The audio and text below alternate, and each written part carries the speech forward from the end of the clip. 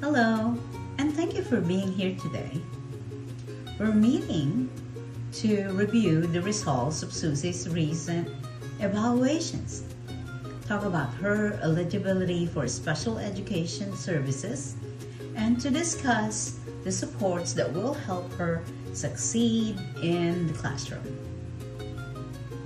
All of these assessments were done with parental consent. We use multiple types of tests and observations to make sure our decisions are accurate, fair, and legally sound.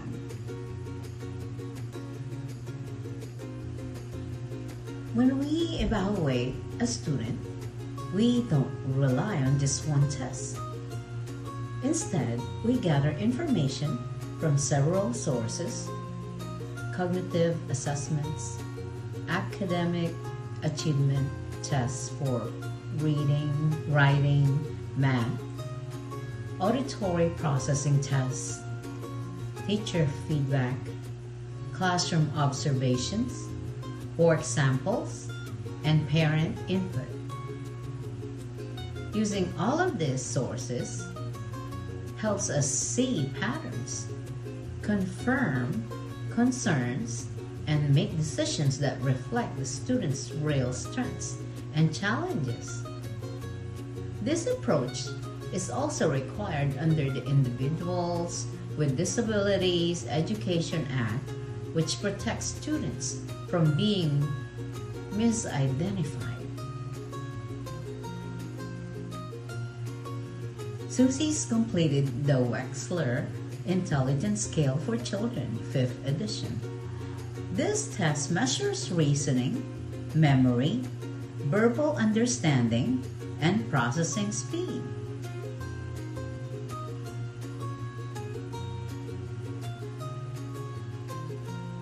Susie's full-scale IQ is 74, which is the borderline to low average range.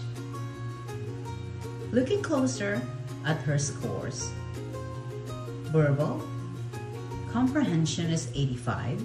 She understands and explains ideas well. Visual spatial, 88. She can solve visual problems effectively. Working memory, 68. She struggles to hold and use information in her mind. Processing speed, 73. She works more slowly on task. This pattern shows Susie has strengths in thinking and reasoning, but weaknesses in memory and processing. These difficulties affect her reading and writing.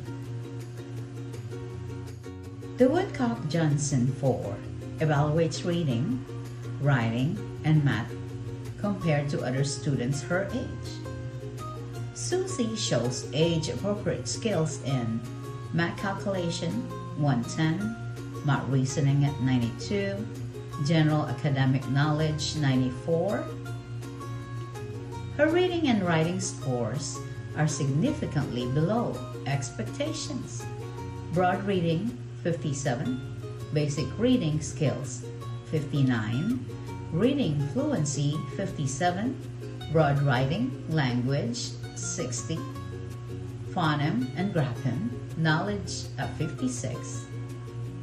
These results show challenges with decoding, phonics, spelling, and writing expression.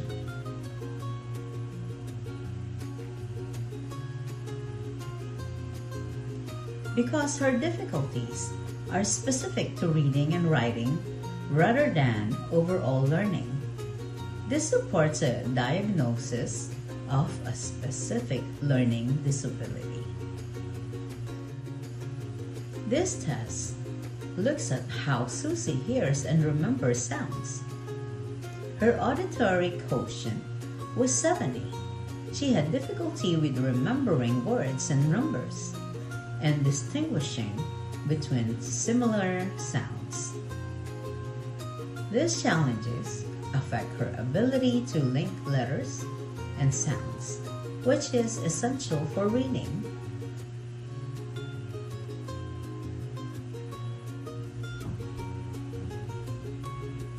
Classroom observation shows that Susie is cooperative, friendly, and tries her work. She struggles most with reading and writing assignments. Work samples showed strengths in math, computation, spelling and decoding errors, trouble linking letters to sounds. Teacher reports noted some attention difficulties likely due to frustrations with academic tasks, but no clinical behavior concerns were identified. The consistency between testing, classroom data, and work samples gives us confidence in the findings.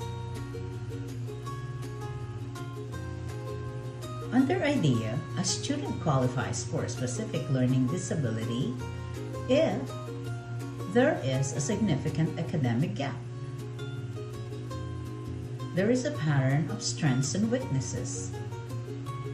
The challenges are not caused by lack of instruction or sensory problems.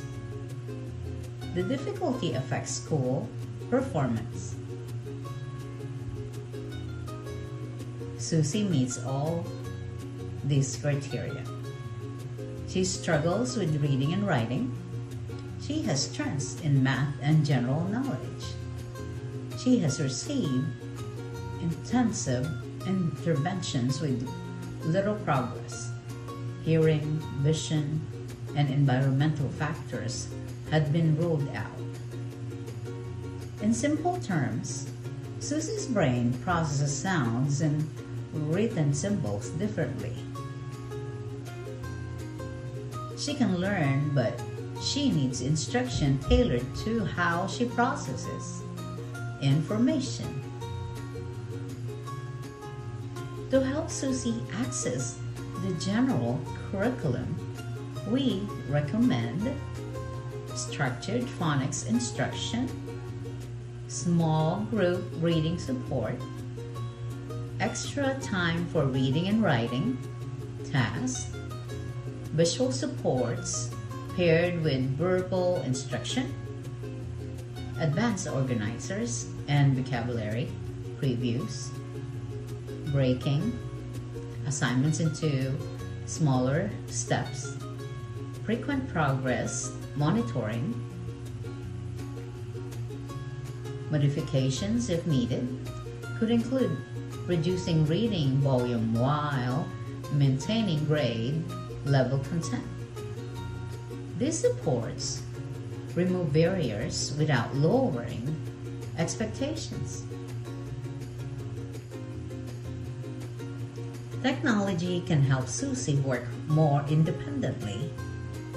Suggested tools include text-to-speech software for reading, comprehension, speech-to-text tools for writing, audiobooks for grade-level content, phonics intervention programs, digital graphic organizers. These tools directly support her difficulties with auditory memory and phoneme awareness. Throughout this process, parents gave consent before testing. Qualified professionals administered the assessments. The tests were valid, reliable, and non-discriminatory. A multidisciplinary team made eligibility decisions. Confidentiality was maintained. All decisions were based on multiple sources of data, not just one test, ensuring fairness and compliance with federal law.